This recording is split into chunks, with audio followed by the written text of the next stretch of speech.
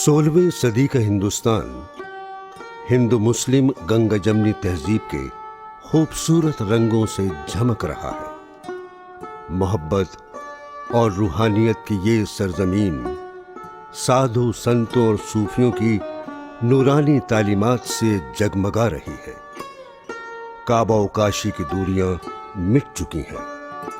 नाकूस और अज़ां की रूह परवर आवाजें एक दूजे में घुल गई हैं। हिंदुस्तान जन्नत निशा के तहजीबी, समाजी और रूहानी तख्त पर भक्ति आंदोलन की अजीम हस्तियां जलवा फिगन हैं। शिव की काशी में तुलसीदास रामचरितमानस की रचना कर रहे हैं। कबीर की बानी सारे भेदभाव मिटाकर एक अनहद खालिक कायनात से मोहब्बत का पैगाम दे रही है। पंजाब से गंज बख्शने वाले दाता और बाबा फरीद की तालीमात दिलों को मुनव्वर कर रही है। हजरत मियां मीर के हाथों हरमंदर साहब की बुनियाद पड़ चुकी है। गुरु नानक की अमर बानी हर तरफ सुनाई दे रही है। अवले अल्लाह नूर उपाया, अवले अल्लाह नूर उपाया। कुदरत के सब बंदे, कुदरत के सब बंदे, अवले अल्लाह नूर पाया, अवले अल्लाह नूर पाया। एक नूर ते सब जाग उपजया, सब जाग उपजया।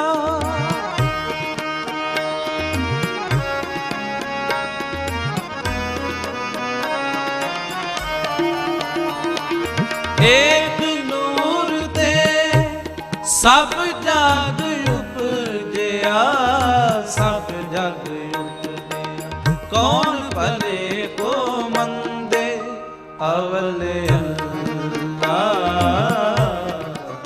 देश का कोना कोना संतों और सूफियों से सजा हुआ है।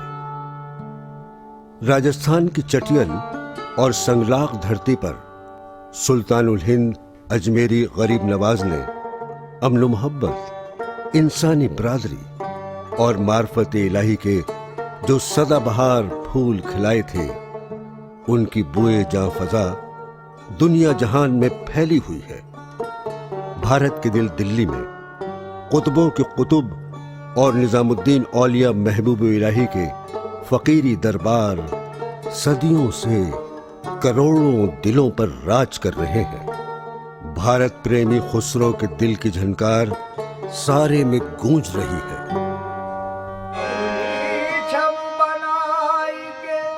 जो मैं पी के पास गई, जब जब देखी पीऊ की, सो मैं अपनी भूल गई।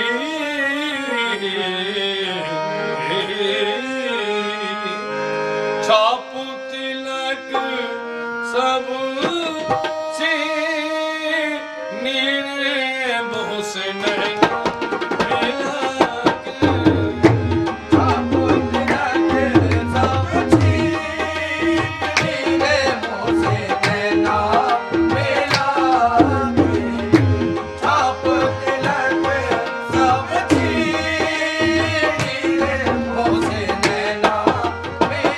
ये इश्क है इश्क, जिसमें महबूब से दिल की निगाहें मिलती हैं तो आशिक, सूफी, भक्त तख्त ताज, दौलत, जिंदगी सब कुछ त्याग कर बस अपने महबूब और माबूद का हो जाता है। यहाँ वेदांत, तसव्वुफ, सुलूक, मार्फत सारे फलसफे एक धारा में बहने लगते हैं कि इश्क ही सच्ची रोशनी है। शम्मे हरम हो कि शिवाले का चिराग, रोशनी तो एक ही है जो बंदे को खुदा से मिलाती है। इश्क ही से तो ये कायनात रोशन है, इश्क ही इश्क है जहां देखो, सारे आलम में भर रहा है इश्क। और इसी 16वीं सदी में भक्ति तहरीक की सूफी शायरा मीराबाई हिंदुस्तानी तहजीब, अदब, समाजियात, अखलाकियात, इंसानी अक़दार और रूहानियत का वो चिराग हैं जिसकी रोशनी लाजवाल है। भक्ति तहरीक के जलीलुल कद्र साधु संतों और सूफियों ने अपनी बुजुर्गी, हक्कानियत और सच्ची उलूही तालीमात से हिंदुस्तान की धरती को मुनव्वर किया है। स्वामी रामानंद, संत कबीर, चैतन्य महाप्रभु, बाबा नानक, संत रैदास, सूरदास, गोस्वामी तुलसीदास, मलिक मोहम्मद जायसी, रसखान और रहीम जैसे महापुरुषों के साथ मीराबाई का नाम भी बर्रे सगीर की फिजाओं में गूंज रहा है। मारवाड़ की राजपूत रानी मीरा अपने महबूब श्याम सलोने बंसी वाले गिरधर गोपाल की भक्ति में सरशार राजमहलों का ऐशो आराम छोड़कर जोगन बन गई। सांचे प्रीतम की चाह में शाही इज्जत व वक़ार, राजपूतों की खानदानी गैरत और सामंतवादी समाज के रस्म रवाज से बगावत करके आजादी निस्वा की पहली अलंबरदार बन गई। मीराबाई भारतवर्ष की बहुत मशहूर कवयित्री हैं और वो भक्त कवयित्री हैं। मैं समझता हूँ कि जिसे हिंदी क्षेत्र कहा जाता है, उस क्षेत्र में मीराबाई जैसी मशहूर और लोकप्रिय कवयित्री दूसरी नहीं हुई हैं। अब ये भक्ति आंदोलन की ख़ास बात है कि उस समय में दलितों और नारियां दोनों का बड़ा उत्थान हुआ। ये मैं दूसरे साहित्यों की बात नहीं जानता, लेकिन हिंदी और उर्दू साहित्य की बात ज़रूर जानता हूँ कि जब औरतें रचना में बहुत शामिल हुई हैं, जब उनकी शिरकत बढ़ी है कलाओं में, तो उनके साथ साथ दलित भी बहुत आगे सामने आए हैं। और आप भक्ति आंदोलन के पहले नहीं देखते कि दलित और नारी दोनों के साथ साथ आए हों। तो इस तरह से ये है कि जो नारियों का और दलितों का जो रचना में शिरकत करना है, रचनाकार बनना है, प्रसिद्ध होना इतनी बड़ी संख्या में, वो इस बात को प्रमाणित करता है कि हमारे समाज में, हमारी व्यवस्था में, ये इतिहास उस दौर में जो जड़ शास्त्रीयता है, जो प्रतिष्ठान है, या जो से इस्टेब्लिशमेंट आप कहते हैं, वो इस्टेब्लिशमेंट चाहे धर्म का हो और चाहे वो अर्थशास्त्र का हो, इकोनॉमिक्स का हो, दोनों के विरुद्ध एक प्रतिरोध शुरू हो जाता है, उसके विरुद्ध एक बगावत जैसी शुरू होती है। और मीराबाई जो हैं उस बगावत के प्रतीक हैं। अब मीराबाई की जब आप कविताएं पढ़ते हैं तो ये जो विद्रोह है वो विद्रोह साफ तौर पर दिखलाई पड़ता है। मीरा की कविताओं में एक शब्द संयोग बार बार आता है, वो है कि लोकलाज छोड़ी मैंने लोकलाज छोड़ दी। लोकलाज बड़े जो उस समय नारियों को दबा कर रखने की जो फैमिली सिस्टम थी, जो सामाजिक व्यवस्था थी, जो वर्णाश्रम व्यवस्था थी, वो थी।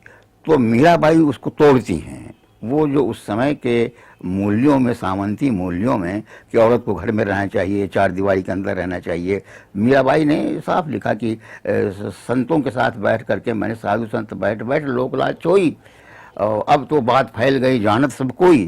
तो वो चाहे वो समाज की जड़ शास्त्रीयता हो या परिवार की जड़ शास्त्रीयता हो, वर्णाश्रम व्यवस्था की, कास्ट सिस्टम की जड़ शास्त्रीयता हो, उसको मीराबाई का व्यक्तित्व और उनकी कविता उसको तोड़ती है। मीरा की शायरी भगवान कृष्ण से वालिहाना मोहब्बत और अकीदत की ऐसी लाफानी आवाज है जिसकी बाज़गश्त पूरे बर्रे सगीर में आज भी बरकरार है। 5 सदियां गुजर जाने के बावजूद मीरा के कलाम की मकबूलियत और असर अंगेजी में कमी नहीं आई है। जो मैं सो जानती प्रीत के दुख होय, नगर ढिंढोरा पीटती प्रीत न की जो कोय। दर हकीकत मीराबाई की गैर मामूली शख्सियत और उनकी शायरी हिंदुस्तान की अजीम मुश्तरका तहजीब और अदब और सकाफत का आईना है, जिसमें उस अहद का पूरा समाजी, तहजीबी और लिसानी पसमंजर साफ साफ दिखाई देता है।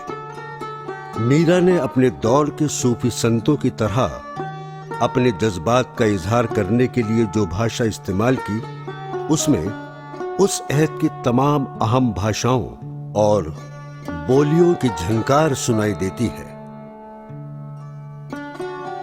मीरा ने अपने कलाम में बेसाख्तगी और सादगी से अरबी, फारसी लफ्जियात को समोकर तेजी से मकबूल होने वाली हिंदुस्तानी जुबान के इर्तिका में तारीख साज कारनामा अंजाम दिया, जिसकी बुनियाद हिंदवी की सूरत में हजरत अमीर खुसरो ने रखी थी। करना फकीरी फिर क्या दिलगिरी, सदा मगन में रहना जी। कोई दिन गाड़ी, कोई दिन बंगला, कोई दिन जंगल बसना जी। कोई दिन हाथी, कोई दिन घोड़ा, कोई दिन पाँवों चलना जी। कोई दिन खाजा, कोई दिन लाडू, कोई दिन फाकम फाका जी। सदा मगन में रहना जी, सदा मगन में रहना जी। मीराबाई की शायरी की जो अज़मत है और जो अहमियत है, वो इस वजह से है कि उर्दू का लसानी इर्तिक़ा जिन खतूत पर हुआ है 18वीं सदी तक होता रहा। हमारी ज़बान तो कहना चाहिए कि इस्लाह ज़बान के नाम पर हमने ज़बान को नुकसान पहुंचाया। इस्लाह ज़बान के नाम पर हमारे एक तकनज़री पैदा हो गई बाज़ लोगों में कि साहब हिंदी लफ्ज़ की जगह फ़ारसी लफ्ज़ ले आओ। मीराबाई पर इस तरीके से मेरे ख़्याल में जो काम हुआ है, राजस्थान में एक आध सेमिनार उन पर हुए और उसमें ज़ाहिर कुछ मकाले पढ़े गए, लेकिन ये कि मेरे दिल में उनकी बड़ी कदर है उस शायरी की। मैं अब भी पढ़ता हूँ और ज़ाहिर है कि मेरे लिए तो ये एक मुश्तरका सरमाया है। मीराबाई हैं, कबीरदास हैं, जायसी हैं, अब्दुर्रहीम खान खाना हैं, आलम कुतुबन मंजन, ये जो बिलग्राम के सूफ़ी शोरा हैं, इन सब का कलाम। तो मेरी तो जो उर्दू है उसकी तारीख़ इन लोगों के बग़ैर मुकम्मल नहीं होती। इन लोगों को उर्दू वालों ने कह दिया हिंदी के लोग हैं, आपने सरमाए को ठुकरा दिया, हिंदी वालों ने कबूल कर लिया। नुकसान किसका हुआ इसमें?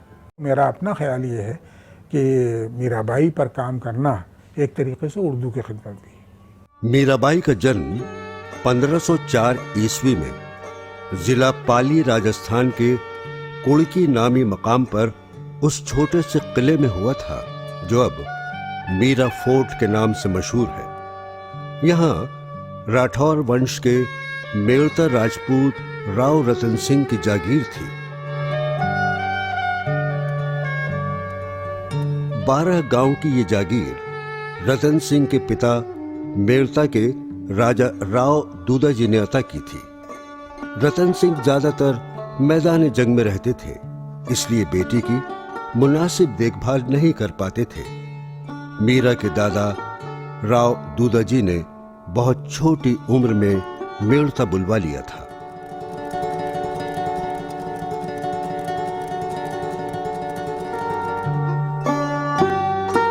राव दूदाजी एक बहादुर जंगजू राजपूत राजा होने के साथ साथ विष्णु मत को मानने वाले धार्मिक इंसान थे। विष्णु मत में भक्ति की 2 धाराएं हैं, राम भक्ति और कृष्ण भक्ति।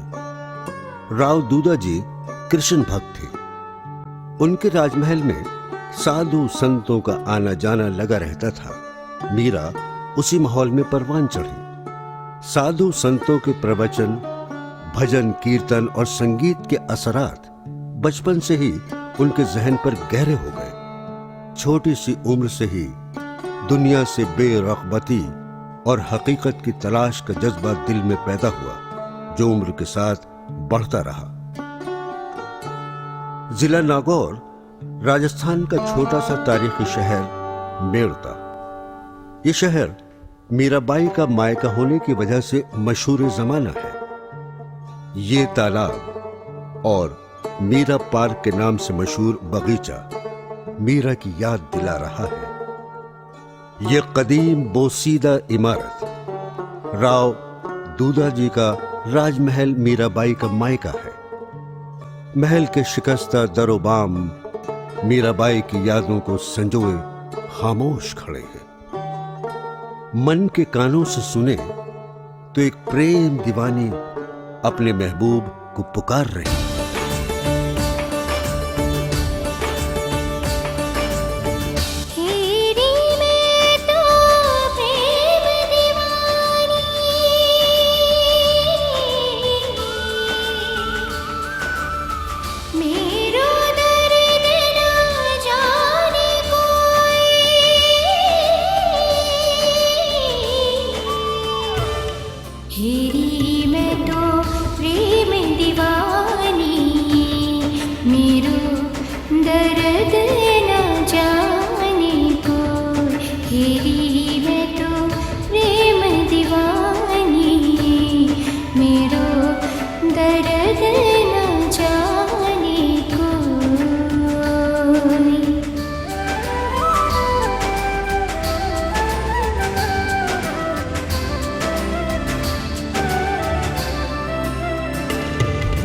ये वही घर है जहां मीरा साधु संतों और सूफियों की खिदमत करती थी, उनसे तबादला ख्याल करती थी, पूजा अर्चना और भजन कीर्तन किया करती थी। देखिए, महल के ऐन सामने दूर एक सूफी शाह साहब की दरगाह नजर आ रही है। कहते हैं कि मीरा शाह साहब के इरशादात बड़े ध्यान से सुना करती थी। मीरा की इरफानी शायरी में तसव्वुफ और यकजहती की जो खुशबू रची हुई है, उसमें मीरा के हमअसर मुसलमान सूफियों और हिंदू साधुओं बैरागियों की रियाजत और तपस्या शामिल है। मीरा का शहर मेड़ता, यहाँ के चप्पे चप्पे पर मेड़ता राठौर राजपूतों की शुजाअत और उरूज व ज़वाल की तारीख दर्ज है। यहाँ मीरा के खानदान वाले आज भी आबाद हैं। हमने शहर के मुअज़्ज़िज़ समाजी रहनुमा श्याम सिंह राठौर से मुलाकात की। मीरा जी के बारे में कोई भी व्यक्ति अकेला काम नहीं कर सकता है।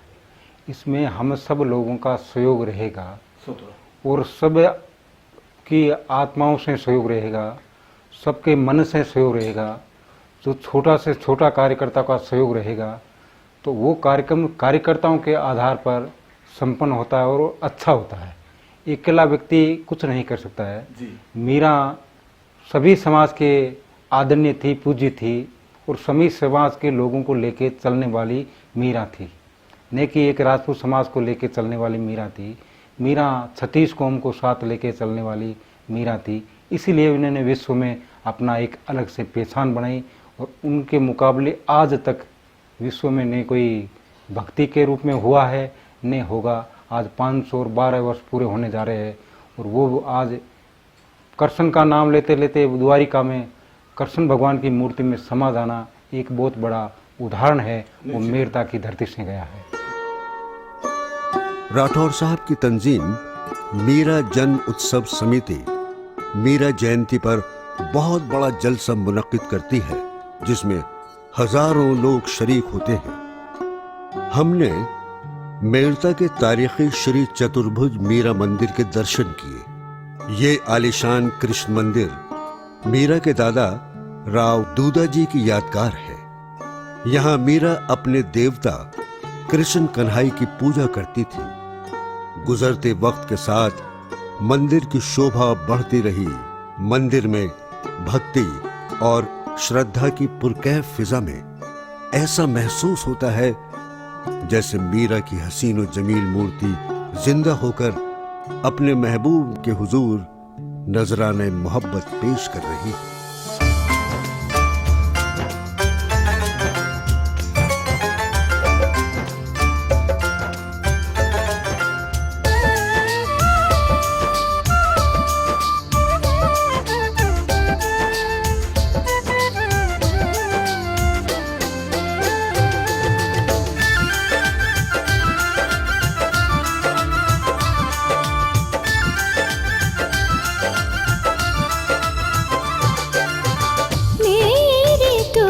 गिरधर गोपाल दूसरों ना कोई, मेरे तो गिरधर गोपाल दूसरों ना कोई। जाके सिर मोर मुकुट, जाके सिर मोर मुकुट मेरो पति सोई। मेरे तो गिरधर गोपाल दूसरों ना कोई, मेरे तो गिरधर गोपाल दूसरों ना कोई।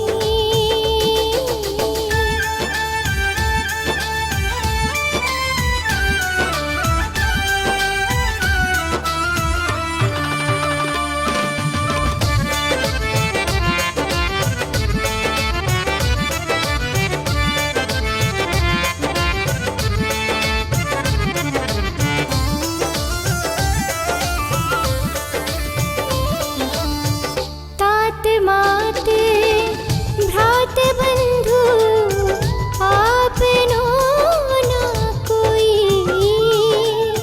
छोड़ दई कुल की कानी का करिए कोई।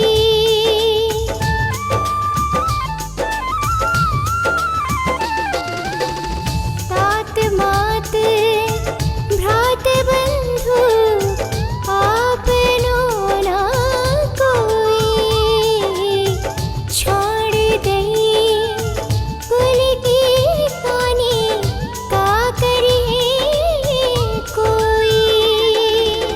संतन ढिग बैठी बैठी, संतन ढिग बैठी बैठी लोक लाज कोई। मेरे तो गिरधर गोपाल दूसरों ना कोई, मेरे तो गिरधर गोपाल दूसरों ना कोई।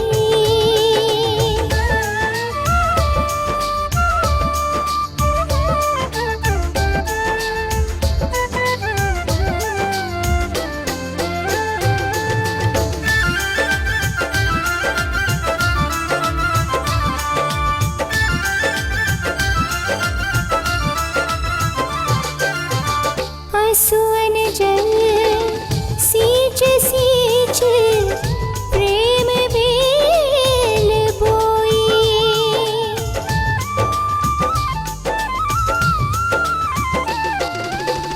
आंसुअन जल सींच सींच प्रेम बेल बोई। अब तो बेल फैल गई, अब तो बेल फैल गई, आनंद फल होई। मेरे तो गिरधर गोपाल दूसरों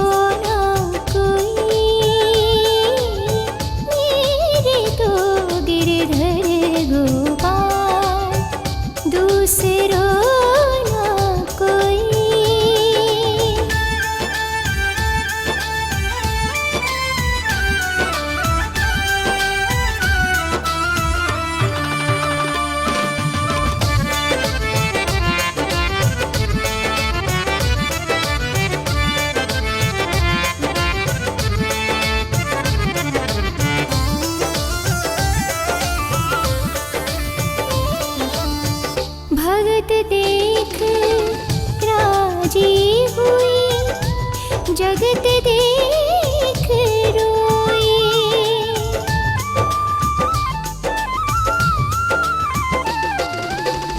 भगत देख राजी हुई जगत देख रोई। दासी मीरा लाल गिरधर, दासी मीरा लाल गिरधर, तारो अब मोहिनी। मेरे तो गिरधर गोपाल दूसरो ना कोई। मेरे तो गिरधर गोपाल दूसरो ना कोई।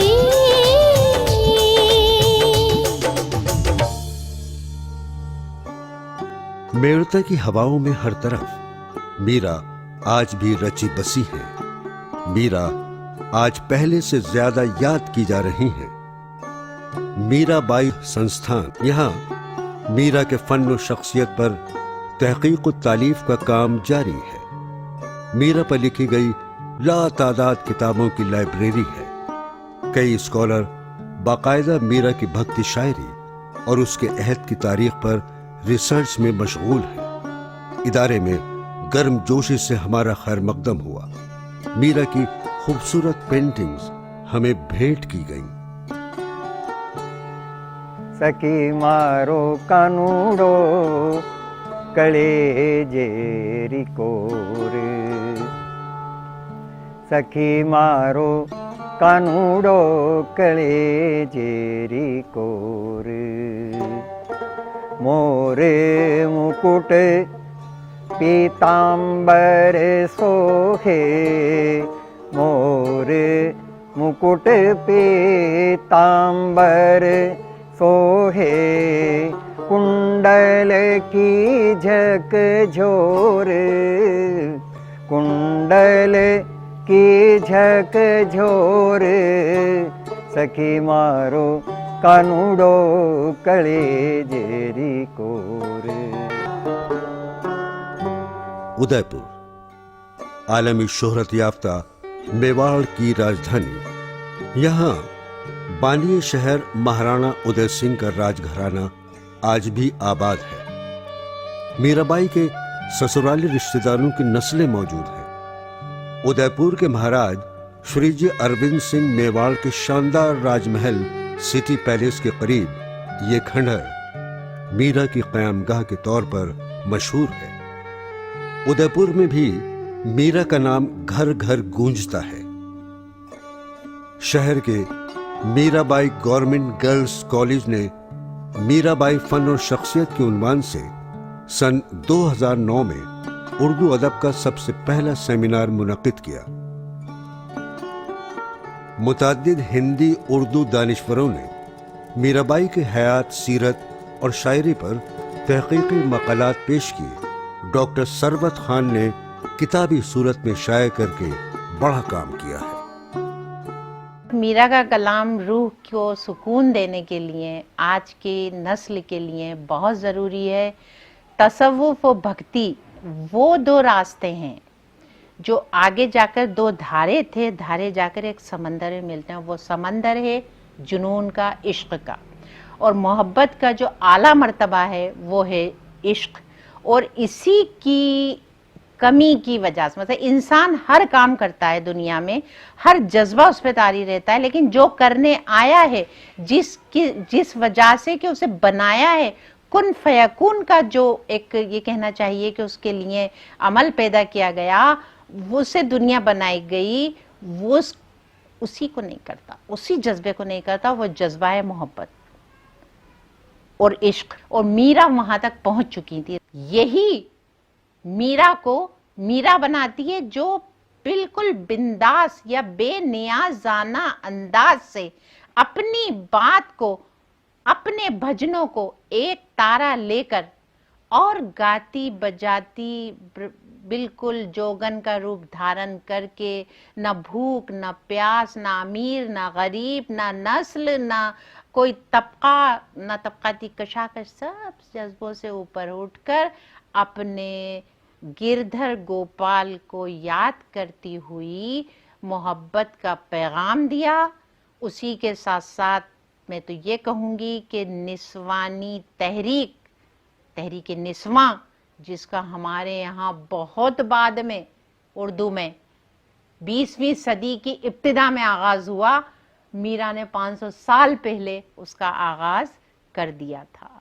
क्यों? क्योंकि एक मर्द जब संत बनता है या संत बनने की जुनून उस पर तारी होता है तो वो एक आम बात है हमारे माशरे में। लेकिन जब एक औरत इस तरह से अपना सब कुछ छोड़कर संत बनने की तरफ गामजन होती है तो उस पर इतना कुछ वावेला। और फिर राजपूताने में जहां का कर्रो फर आज तक मशहूर है, वहां ऐसी जुर्रत जसारत मीरा औरत ने कर ली, ये कैसे मुमकिन हो गया? ये सिर्फ और सिर्फ वो और उसका महबूब उसके साथ था, इसीलिए हो गया। और सारे मराहिल तय इंसान, ये पैगाम है कि सारे मराहिल इंसान अगर तय कर सकता है तो वो सिर्फ और सिर्फ इश्क के साथ कर सकता है। इश्क जुनून में अगर वो तारी कर ले तो सारे काम आसान हो जाते हैं। मीरा उसका सबूत है। मीरा की रूह परवर शायरी क्लासिकी मौसीकी का बेहतरीन नमूना है। मीरा के भजनों में शास्त्रीय संगीत के सुरताल सदियों से समातों में रस घोल रहे हैं। बड़े बड़े गुलकारों ने अपनी आवाज को मीरा के नगमों से सजाकर दुनिया में नामवरी हासिल की है। मीरा की शख्सियत और भारतीय संगीत पर मीराबाई के एहसानात और खुसूसियात पर राजस्थान यूनिवर्सिटी के साबिक म्यूजिक प्रोफेसर डॉक्टर राजशेखर व्यास। मीरा को आम लोग बात जानते हैं कि वो एक कवयित्री हैं। उन्होंने बहुत से पद लिखे हैं और एक कवयित्री के रूप में भी उनको हम संस्थापित मानते हैं। उसी के साथ में मीरा के जो पद हैं, मीरा के पद में संगीत है जी। और मीरा के, क्योंकि मैं भी संगीत से जुड़ा हुआ हूं और हिंदुस्तान के संगीत की जो प्राचीनतम विधा है उससे जुड़ा हुआ हूं, मीरा के संगीत में हिंदुस्तान के, भारत के संगीत की प्राचीनतम विधा की बात विद्यमान है, उसमें मौजूद है। वो कैसे है मैं आप बताता हूं। हुआ ये था, इसकी भी एक घटना है। हुआ ये था कि जब मीरा छोटी थी, उसकी शादी नहीं हुई थी, तब उनके गांव में एक साधुओं का एक मंडली उनके गांव में आई थी जो भगवान के कीर्तन करते थे। गुरुदादी के पुत्र रतन सिंह जी उस गांव के ठाकुर थे, उनके वहीं वो ठहरे, उनकी जो धर्मशाला या सराय होगी वहाँ ठहरे, जो उनकी हवेली या उनका जो महल था उसके पास ही थी। सायंकाल रात्रि के समय में अपने नियमानुसार उन साधुओं ने कीर्तन करना शुरू किया। कीर्तन मूलतः हमारे भारत की जो प्राचीनतम शैली है, ध्रुपद शैली, उसी शैली में होता है। तो मीरा ने वो कीर्तन सुने जो रागबद्ध थे, जो हमारे प्राचीन रागों के अनुसार थे, जिन उन साधुओं ने गाया। तो उन रागों का असर मीरा पर पड़ा। और लोक जीवन में तो यह प्रचलित है कि जब उन्होंने मीरा ने उनके कीर्तन को सुने तो दूसरे दिन अपना जो कीर्तन, उनकी जो गिरधर की मूर्ति थी, उनके साथ में बैठ करके उन्होंने गाना शुरू किया। और उसी लहजे में जिसमें वो साधु लोग ध्रुपद गायन शैली में कीर्तन कर रहे थे, उसी शैली में उन्होंने गाया। उन साधुओं ने सुना तो उन्होंने कहा कि ये तो अद्भुत चमत्कार है कि हम जिस शैली में गा रहे हैं उसी शैली में एक छोटी सी 8-10 साल की बालिका उसमें गायन कर रही है। तो समझने की बात यह है कि मीरा के व्यक्तित्व का निर्माण एक परोक्ष शक्ति के माध्यम से हुआ है। हम ये कहें कि उसके माता पिता ने लालन पालन करके गिरधर गोपाल की मूर्ति दी और उसका नहीं, ये सब बातें नहीं। उसका जो शक्तियां हैं इस ब्रह्मांड में, हमारे इस वायुमंडल में, यहाँ से लेकर के और सूर्य से ऊपर एक परमेष्टि लोक है वहाँ तक, वहाँ से ऊपर जो स्वयंभू लोक है वहाँ तक, और वहाँ से ऊपर जो दुनिया का मालिक है, दुनिया का ब्रह्म है या दुनिया का मालिक अल्लाह है, जो कुछ भी है एक, वहाँ तक वो फैला हुआ है। और वो शक्तियाँ से आदमी बनता है, ईमानदारी की बात है। तो मीरा का व्यक्तित्व जो है, हम ये सोचें कि मीरा का व्यक्तित्व किसी उसके बाप ने बना दिया, उसकी माँ ने बना दिया, नहीं। मीरा के व्यक्तित्व का निर्माण हुआ है जो फोर्सेस हैं, जो positive forces of the nature हैं, उन positive forces of the nature से मीरा के व्यक्तित्व का निर्माण। तो मीरा के काल में जो संगीत प्रचलित था, वो संगीत हमारी जो वैदिक परंपरा थी, वैदिक परंपरा का संगीत था, जो उसके युग में आते आते ध्रुपद के रूप में हो गया था, वो एस्टेब्लिश हो गया था। उसकी उस शैली की मीरा का पद नहीं है, आप मुझे वो उसमें मेरी बंदिश बनी हुई नहीं है। ये उस समय की जो उस पीरियड की मीरा के पद के पीरियड की, मीरा के टाइम के पीरियड की वो है। मैं आपको सुनाता हूँ, एक ही पंक्ति में सुनाता, एक ही चरण है उसका सुनाता हूँ। समापुराण दीजिए तुम प्रसाद, समापुराण तुम दीजिए प्रसाद, आदिनाद प्राणव रूप, आदिनाद प्राणव।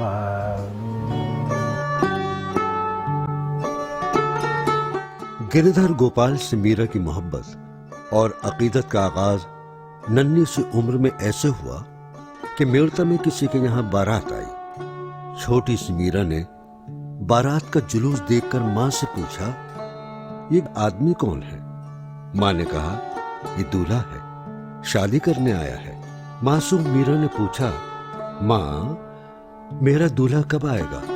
मां ने यूं ही कह दिया, तेरा दूल्हा तो गिरधर गोपाल है। मां की ये बात 7 साल की मीरा के दिल में घर कर गई। मन ही मन उसने गिरधर गोपाल को अपना पति परमेश्वर मान लिया। उसका दिल अपने श्याम सांवरे से मिलन को तड़पने लगा। कहते हैं कि एक साधु मीरा के दरवाजे पर आए। उनके पास कृष्ण जी की बड़ी सुंदर मूर्ति थी। 10 साल की मीरा अपने गिरधर गोपाल की मूर्ति देखकर मचल गई। बाबा, ये मूर्ति मुझे दे दो। साधु महाराज ये समझे कि बच्चे खिलौना समझकर मूर्ति मांग रही है। बड़ी जिद खुशामद पर भी साधु ने मूर्ति नहीं दी और मीरा को रोता छोड़कर चले गए। रिवायत है कि साधु को विष्णु जी ने ख्वाब में हुक्म दिया कि ये मूर्ति मीरा को दे दो।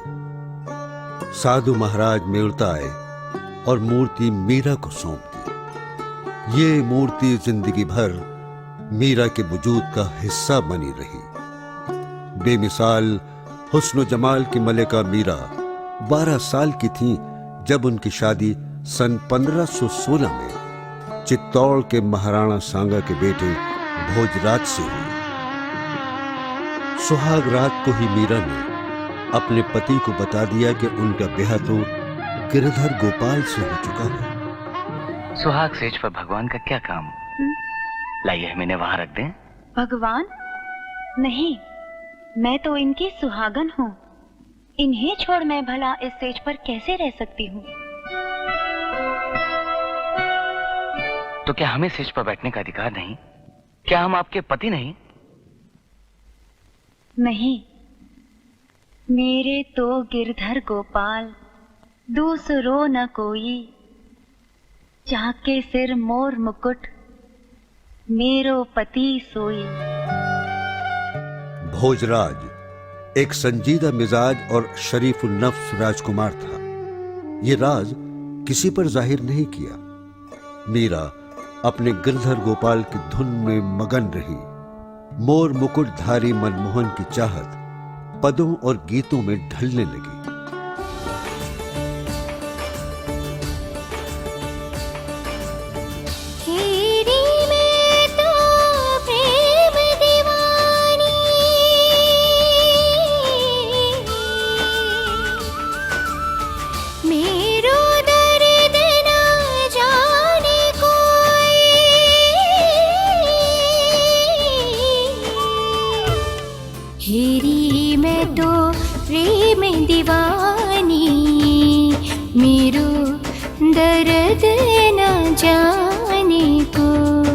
हेरी मैं तो प्रेम दीवानी, मेरो दर्द न जाने कोई।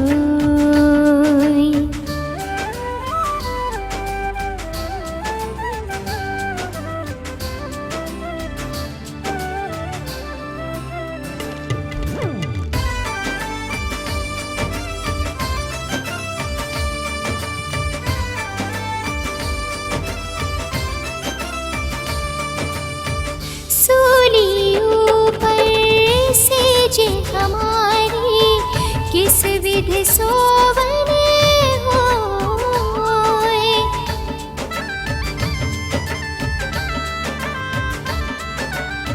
गगन मंडल पी सेज पिया की, किस विधि मिलना होए।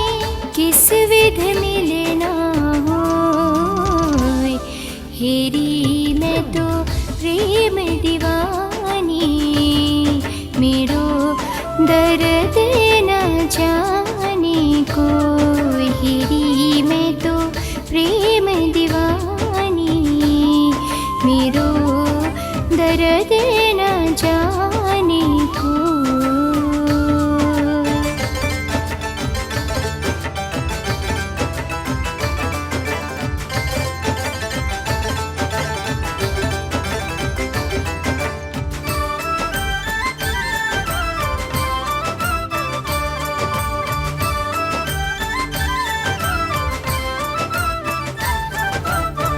घायल की गति घायल जाने, जो कोई घायल होए।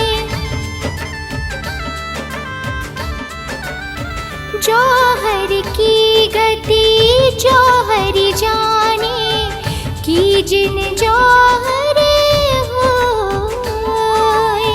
की जिन जौहर होए। हेरी मैं तो प्रेम दीवानी, मेरो दर्द न जाने कोई। हेरी मैं तो प्रेम दीवानी, मेरो दर्द न जाने कोई।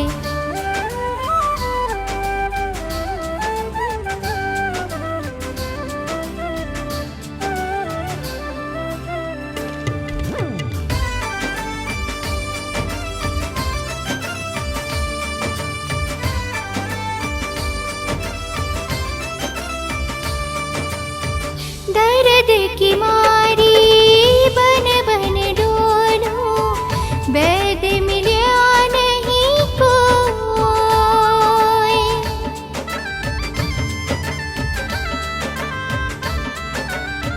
मीरा के प्रभु पीर मिटेगी, जब वैद सावरिया होए।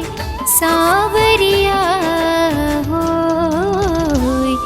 हेरी मैं तो प्रेम दीवानी, मेरो दर्द न जाने कोई। हेरी मैं तो प्रेम दीवानी, मेरो दर्द न जाने कोई। कुछ ही साल गुजरे थे कि एक दिन भोजराज अचानक दुनिया से रुखसत हो गया। ये वो जमाना था जब पति की मौत पर हिंदू औरत का सती होना इज्जत की बात थी। रिवाज के मुताबिक मीरा से भी सती हो जाने के लिए जोर दिया गया, मगर मीरा विधवा कब थी? वो तो अपने गिरधर गोपाल की सुहागन थी। झूठे सुहाग की चिता पर सती क्यों होती? अपने ससुर महाराणा सांगा के सामने बोल उठी, मैं ना तो चोरी करती हूं ना गलत राह पर चलती हूं, किसी पर जुल्म करती हूं ना खुद पर जुल्म बर्दाश्त करती हूं। अपने हाल पर मस्त रहकर मनमोहन गिरधर गोपाल का भजन गाती हूं, मंदिर में दर्शन करती हूं, भागवत कथा सुनती हूं। जिंदगी एक बार ही मिलती है, मैं उसे बर्बाद नहीं कर सकती। इस तरह मर जाना कहाँ की अक्लमंदी है। मैं तो ये सारा जीवन अपने गिरधर गोपाल की पूजा करते हुए बिता दूंगी। मीरा ऊंच नीच के सारे भेदभाव भुलाकर साधु संतों की संगत और सेवा में मगन रहने लगी। लोक लाज, रीति रिवाज, राजकुल की मर्यादा सब कुछ त्याग कर अपने गिरधर गोपाल की याद में बेसुध होकर नाचती वो महान संत रैदास की चेली बनी। नाही मैं पीहरे सासरे, नाही पिया जी साथ, मीरा ने गोविंद मिल्या जी, गुरु मिला रैदास।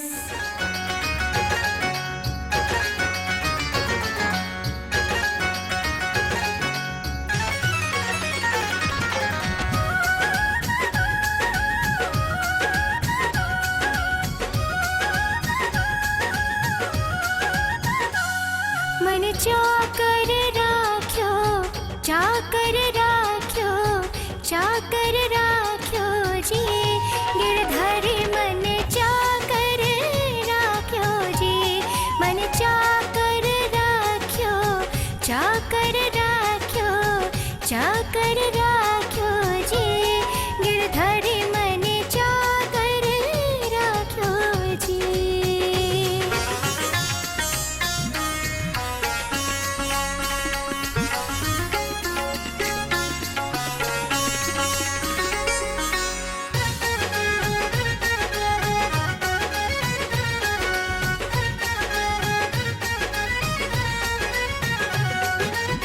चाकर रहे सो वाग लगासो, नित उठ दर्शन पास्यो, वृंदावन की कुंज गलिन मां गोविंद लीला गास्यो।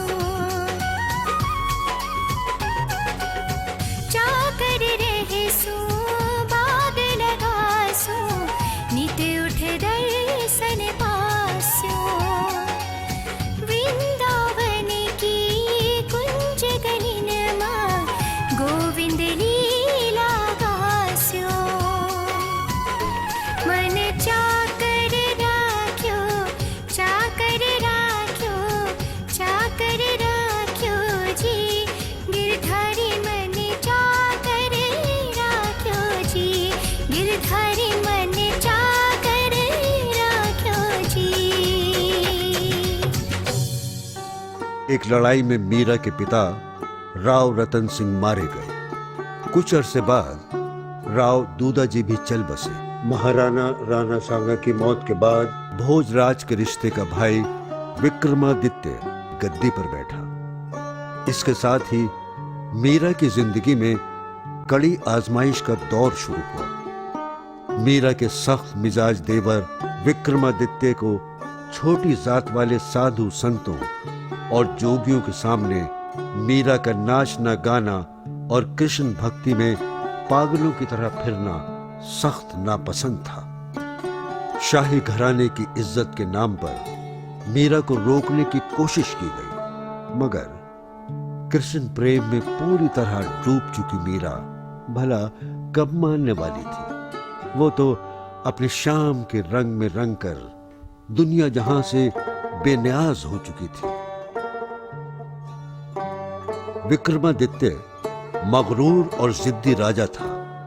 तंग आकर उसने मीरा के कत्ल का फैसला कर लिया। मीरा अवाम में मकबूल और देवी की तरह मोहतरम समझी जाती थी। एलानिया कत्ल सियासी मसलहत के खिलाफ था, इसलिए साजिश करके खुफिया तरीके से मीरा को मार डालने के जतन होने लगे। मीरा को जहरे हलाहल का प्याला भेजा गया। मीरा ने अपने गिरधर गोपाल का नाम लिया और पी गई।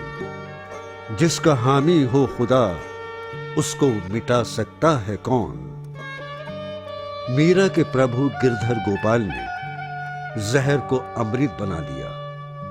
चित्तौड़गढ़ के तारीखी मीरा मंदिर के पुश्तैनी पुजारी बता रहे हैं, मैं यहाँ बचपन से हूँ। मेरे दादा परदादा यहाँ पूजा करते थे। इसी मंदिर में मीराबाई को विष दिया, अमृत हुआ, फूलों की टोकरी में छुपा के सांप भेजा, फूलों का हार हुआ। ये वही तपोभूमि है जहाँ पे मीरा जी बैठ के भजन कीर्तन करती थी। इसी जगह मीरा जी को विष पान दिया, अमृत हुआ। मीरा जी वैसे मेड़ता सिटी की रहने वाली थी। इसी राणा सांगा के सबसे बड़े लड़के भोजराज जी की पत्नी थी। सांप पिटाना राणा भेजा, मीरा हाथ दिया जाए। न्याय धोए जब देखन लागी, सालिग्राम गए पाए। जहर का प्याला राणा भेजा, इमृत दिया बनाए। न्याय धोए जब पीवन लागी, हो गई अमर अचार। राणा विक्रमादित्य ने मीरा को दरिया में डुबोकर खत्म करना चाहा। दरिया में फेंका गया। मीरा पानी में गिरी। ओढ़नी पानी में तैरती रही और मीरा गायब हो गई। यह हैरतनाक इत्तेफाक था कि वहां मीरा के चाचा राणा वीरमदेव पहुंच गए और उन्हें बचाकर मेड़ता ले गए। यह 1532 का साल था। 4 साल बाद सन 1536 में चित्तौड़ के राणा विक्रमादित्य का कत्ल कर दिया गया। मायके में वही सूरत हाल सामने थी। चाचा वीरमदेव भी आखिर राजपूत राजा थे। फितरी तौर पर शाही मान मर्यादा का उन्हें भी शदीद एहसास था। राव वीरमदेव मीरा को पूजा पाठ, साधु संतों के साथ आजादाना मेल मिलाप से बाज आने पर जोर देने लगे तो दिल बर्दाश्त होकर मीरा ने मेड़ता छोड़ने का फैसला किया। तस्करों के मुताबिक मीरा पहले पुष्कर स्नान के लिए गई। ये भी कहा जाता है कि मीरा अजमेर में कुछ अरसा रही। ख्वाजा गरीब नवाज रहमतुल्लाह अलैह की दरगाह में भी हाजिरी दी। मीरा जैसी रूहानी हस्ती के लिए दरगाह की हाजिरी हैरत की बात नहीं। मीरा ने बनारस और अयोध्या की यात्रा की और एक दिन प्रेम दीवानी मीरा अपने प्रीतम गिरधर गोपाल के घर वृंदावन पहुंच गई। ब्रज की धूल माथे पर लगाकर व्याकुल मन को शांत किया। गोकुल, मथुरा, सब जगह चित्तौड़ की राजबहू और कृष्ण भक्त शायरा की हैसियत से मीरा की शोहरत तो पहले से ही थी। हजारों श्रद्धालु औरत मर्द जौक दर जौक दर्शनों के लिए हाजिर होते, मीरा के भजन सुनकर झूमते। ब्रज में मीरा की धूम मची थी। दुनियादार, धर्म कर्म के जिम्मेदारों को यह डर सताने लगा कि अगर मीरा की मकबूलियत और शोहरत इसी तरह बढ़ती रही तो जनता जनार्दन में कहीं उनकी साख न गिर जाए। मीरा के खिलाफ साजिशें होने लगी। उन पर हमले भी हुए, लेकिन उन्हें यहां भी बचाने वाला वही था, उनका महबूब मुरलीधर गिरधर नागर। मीरा ने द्वारिका जाने का फैसला कर लिया। कृष्ण ने भी तो मथुरा छोड़कर द्वारिका बसाई थी। मीरा को यकीन हो गया कि उनके स्वामी द्वारिका ही में मिलेंगे। वो अपने गिरधर के घर की ओर चल पड़ी।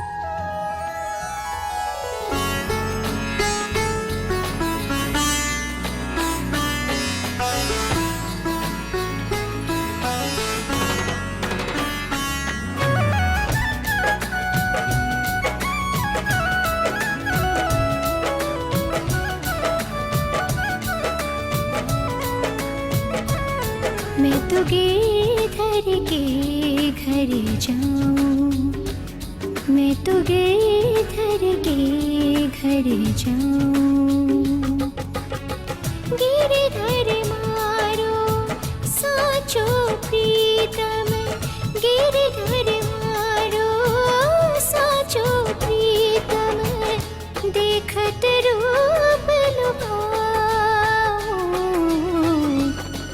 तो गिरधर के घर जाऊं, मैं तो गिरधर के घर जाऊं।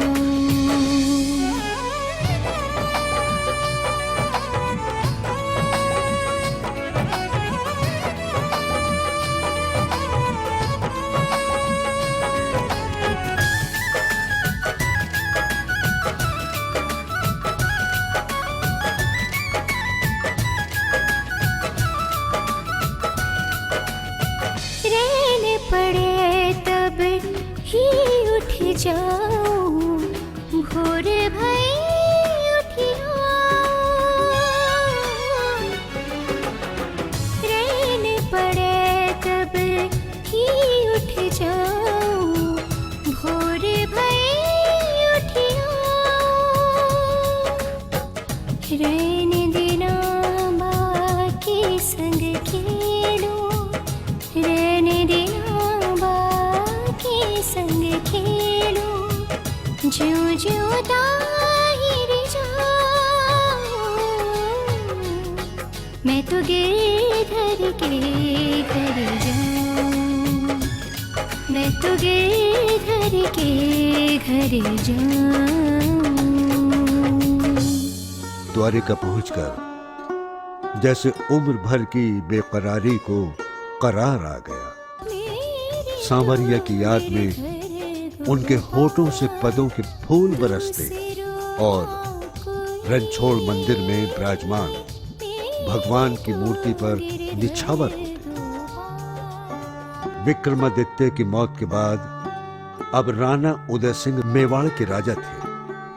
उनके संदेश से आने लगे कि मीरा जी वापस अपने देश आ जाएं। समय भी बदल चुका था। एक भक्त कवित्री के रूप में मीरा की शोहरत सारे देश में फैल चुकी थी। पवित्र गुरु ग्रंथ साहब में मीरा की शायरी शामिल हो चुकी थी। राणा उदय सिंह मीरा को मेवाड़ बुला रहे थे, पर अब देर हो चुकी थी। जन्म जन्म की प्यासी मीरा को अमृत सागर मिल चुका था। मीरा को प्रीतम की नगरी छोड़ना किसी कीमत पर गवारा नहीं था, मगर राणा उदय सिंह ने भी ठान ली थी कि मीरा को वापस बुलाकर रहेंगे। सन 1558 के एक दिन राणा ने रियासत के बड़े विद्वान ब्राह्मणों की एक जमात को द्वारिका भेजा कि जैसे भी हो मीरा को मनाकर ले आए। मीरा को मनाने की विद्वान पंडितों की हर कोशिश नाकाम हुई तो ब्राह्मण जिद पर आ गए। मरण व्रत शुरू कर दिया। मजबूर होकर मीरा ने कहा, मैं चलने को तैयार हूं, जरा अपने गिरधर गोपाल से पूछ लूं। ये कहकर मीरा मंदिर के अंदर दाखिल हो गई। जब देर तक वो बाहर नहीं आई तो वो लोग मंदिर के अंदर गए। उन्होंने देखा मीरा उस ज्योति में समा गई जो अज़ली और अबदी है। मीरा इस जहाने फानी से चली गई, लेकिन उनका जज्बा सादिक, उनका नाम और उनका कलाम जिंदा है और हमेशा जिंदा रहेगा।